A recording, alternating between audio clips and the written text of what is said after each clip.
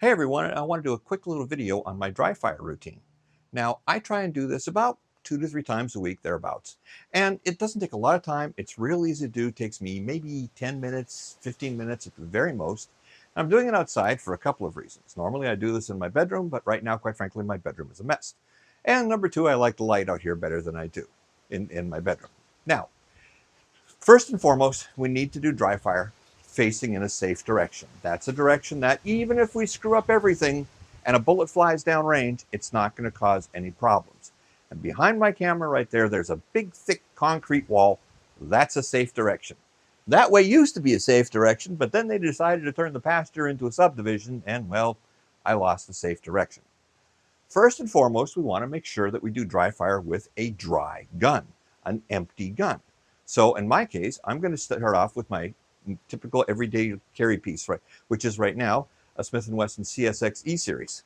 And like I say, we want to make sure that our gun is dry and completely empty. Well, let's see if it is.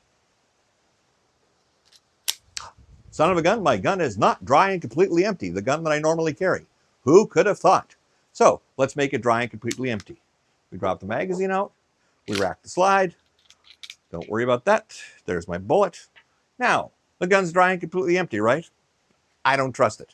I'm going to lock it back, and I'm going to look inside, and I'm going to feel with the finger inside. Yeah, now it's dry and completely empty. I'm going to set it down here. Do I have a magazine on me? Yes, I do. Oh, look, it's got bullets in it too. I don't want that in here either. So what I'm going to do is take a second here just to remove all the live ammunition from this area, and I'll come back.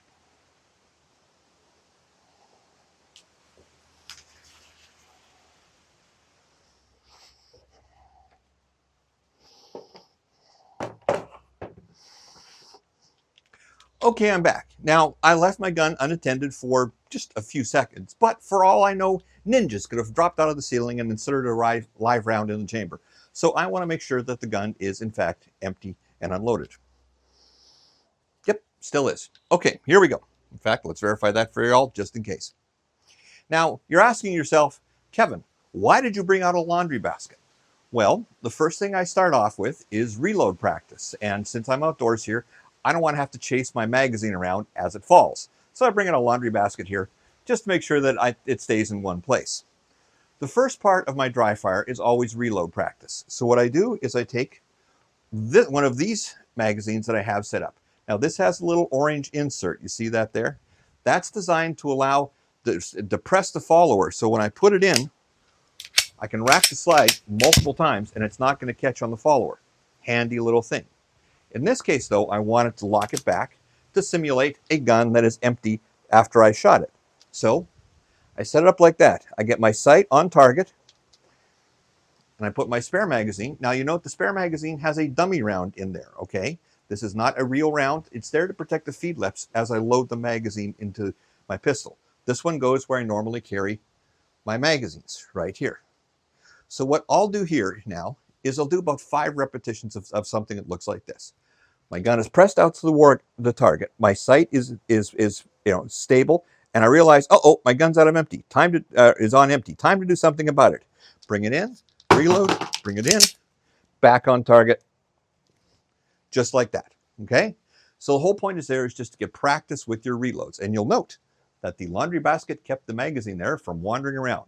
Not bad, huh?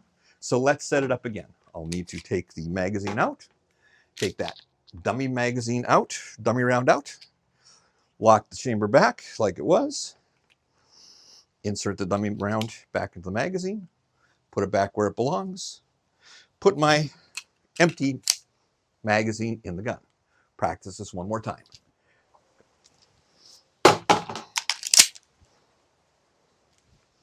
Simple. Now let's move on to practicing from the draw and what I do there. Now, in practicing the draw stroke, again, once you use that, follower, the dry fire follower, put it in the gun, drop the slide, put safety on, set it up just like I was going to be carrying it. Back it goes into the holster, and I look it back into the holster. Okay. By the way, my holster here, I'm using a Falco leather appendix holster, and I like it a lot because it gives me a little bit more room to grip onto the gun on the draw than a Kydex holster would with a wing. So my holster practice is very simple. I don't use a timer. I just use a command signal where I say, okay, time to go. Practice gripping the gun, clearing my cover garment, getting a good solid firing grip on the gun before I pull it out, bringing the gun up, rotating it towards the target. Safety comes off here if you're using a safety. Press it out towards the target. Finger comes up on the trigger as I press out, and there we go. Now, this is the important part.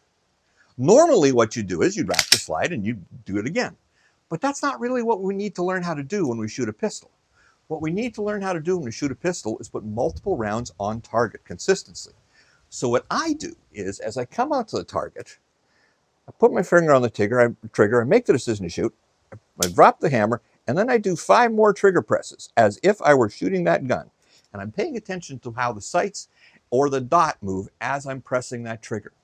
What I want to be able to do is put multiple consistent hits on target in as little time as possible.